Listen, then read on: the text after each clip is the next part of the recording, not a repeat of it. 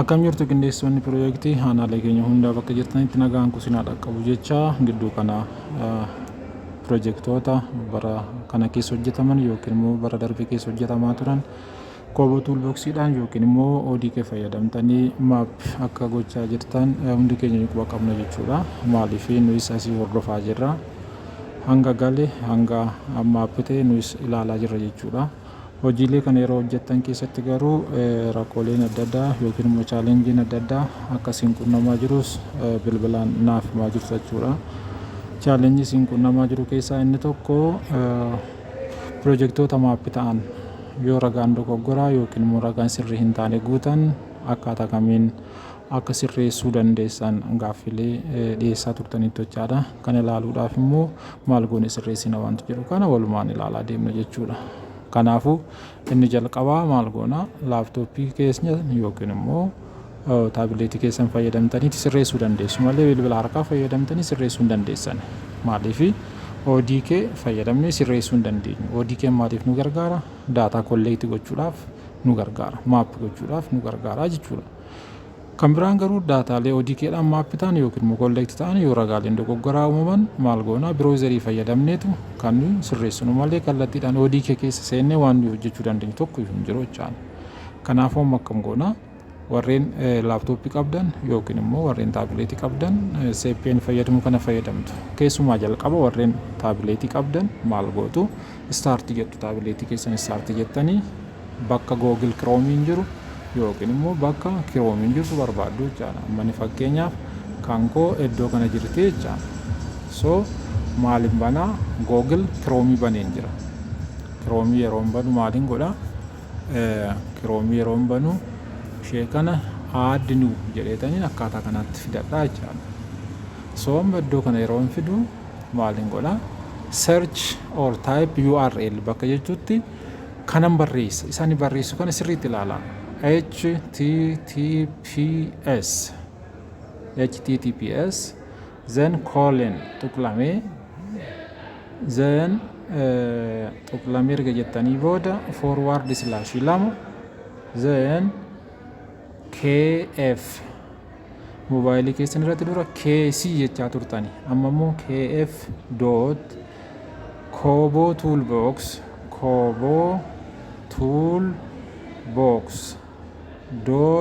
.org kana barreessu jechaadha. Duraan URL keessan irratti https :/2 kc.kobotoolbox.org jenneerra. Amma laala kooboo toolbox kan jettu kun sirriitti yoo naa barreeffamte malee dogoggora qabdi jechaadha. Ilaalama editing godha. Kooboo toolbox kana on tokkodha waan ta'eedhaaf ishee kanan barreessa jechaadha. Then kobotoolbox.org then achiiti search jedha. Search yeroo jedhu maal jedha?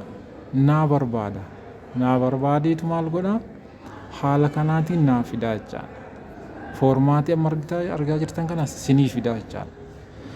Kuni maal irratti ta'uu qaba? Taabileetii keessan irratti yookiin immoo maal irrattidha? Google Chrome keessan irratti PC keessan irratti maal gochuu dandeessu? Haala kanaan search gochuu dandeessu jechaadha. Amma osoo gara piroosesii biraatti hin deemin maal gootu? Osoo gara piroosesii biraatti hin deemin maal gootu? Bakka tuq 3 jirtu kun dhaqxaniitu bakka tuqaan 3 jirtu kun dhaqxaniitu maal gootu? Desktop site kan jettu kana click gootu, check gootu. Desktop site kan jettu kana check gootu jechaadha taabileetii keessan irraa. So amma laaptooppii keessan taabileetii keessan akka kompiitaraatti fayyadamuudhaaf jechaadha desktop site. Maaliin jedhee iddoo tuq 3 kana dhuftanii desktop sitein keessan kuni maal ta'uu qaba jechaadha? Tick ta'uu qaba jechaadha. Kanaafuu akkaataa kanaatti tick yeroo gootan tick ta'ee taabileetiin keessan akka laaptooppiitti isiniin geeddaramaa jechaadha.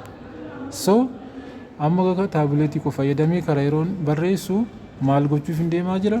Daataan kolleektii godhe sirreessuuf hin deemaa jira jechaadha.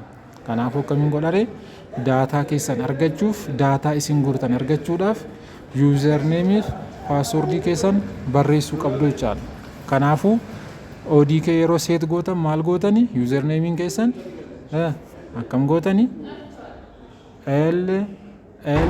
LRP underscore not hyphen then data ammas underscore then ammas collector kun username keessanidha. Then achoo password keessan galchitu jechaadha. Password irrattis maal gootu? Password isiniif kenname sana galchitu. Password isiniif kenname isin ODK seet gootani LRPME kana ture jechaadha. So maal gootu? Iddoo kanarratti login jettu jechaadha. Yeroo login jettan by default kana sinii fidaa jechaadha. So kan erga sinii fideeti maalidha? Eessatti waa dogoggoree jettanii yoo barbaaddani inni isin dogoggortani yookiin immoo isin daataa kan isin guuttani LLRP sub project mapping yoo ta'e sub project mapping, portfolio irratti yoo ta'e portfolio irratti dhaqxanii maal gootu? Daataa keessan barbaaddu jechaadha. Ilaalaa gama amma akkas ta'eera. Then maaliin godha? LLRP irratti press godhe jechaadha. Yeroon LLRP sub project irratti press godhu wantoota armaan argitan kan isinii fida. Inni jalqabaa summary, then form, deebi'ee immoo data jedha. Kan isin barbaadaa jirtan immoo summary miti, form miti, inni guddaan data barbaadaa jirtu. Data maal ta'e? Data collect ta'e jechaadha. Kanaafuu bakka kana deemeetaniin maal godha? Data irratti press godha. Agartanii? Data irratti press godha jechaadha. Data kana yeroo ilaaltan yeroo press gootanii listii daataalee 1347 ilaala. Iddoo kanarratti daataa kana hundatti guuramee jira akka biyyaatti jechaadha. Akka biyyaatti. Amma fakkeenyaaf daataan jalqaba kanarra argamu daataa Benishangul Gumuz jedheetu jira akka jirutti jechaadha. Isaantu baay'ee guuteera. Kan keenyas immoo ilaaluu dandeenya gara gadi Oromiyaa, godina Booranaa, Ilwayyee, Dhaas, Eessi Shawaa, Fantaallee kun immoo daataalee gidduu kana guurameeru. Gidduu kana ta'uu isaa maalittiin beeka? Guyyaa asiin deetii kana yoo ilaaltan 2024 jedha daataan kun jechaadha. Kanaafuu maaliin godhaa? Editing godha jechaadha. Edit gochuudhaaf maaliin godhaa? Mee fakkeenyaaf daataa kana keessaa kan Oromiyaa qofan filadha. Shaw jedheen iddoo kanaati search godheen Oromiyaa gartanii naannolee biraan dhokatamma kan Oromiyaa qofatu ba'aa jechaadha. Achi as keessaa immoo naannolee jiran kana keessaati immoo kan godina Booranaa argachuu waan barbaade kunoo Booranaa jedhee ofiisaatii kan Booranaa qofan naa ba'e malaala godina Booranaa qofa. Zeen godina Booranaa jala immoo aanaalee jiran Ilwayyeen jira, Areeroon, Dhaas jira. Kan keessaa tokko abbaan barbaade nan filadhaa jechaadha. Amma fakkeenyaaf kanuma jalqabaa Ilwayyee Hiddii Allee irratti maal ta'a? Waan edit godhe yoo jiraate booksii karaa harka bitaa jirtu kanan tiik godha. Ishee kana agartanii tiik raayitii taatitti jechaadha. Sana booda mallattoo iskiriptoo kan ija fakkaattu cinaa jirtu kanan ishee irratti press godha jechaadha. Ishee kana press yeroon godhu maal ta'a?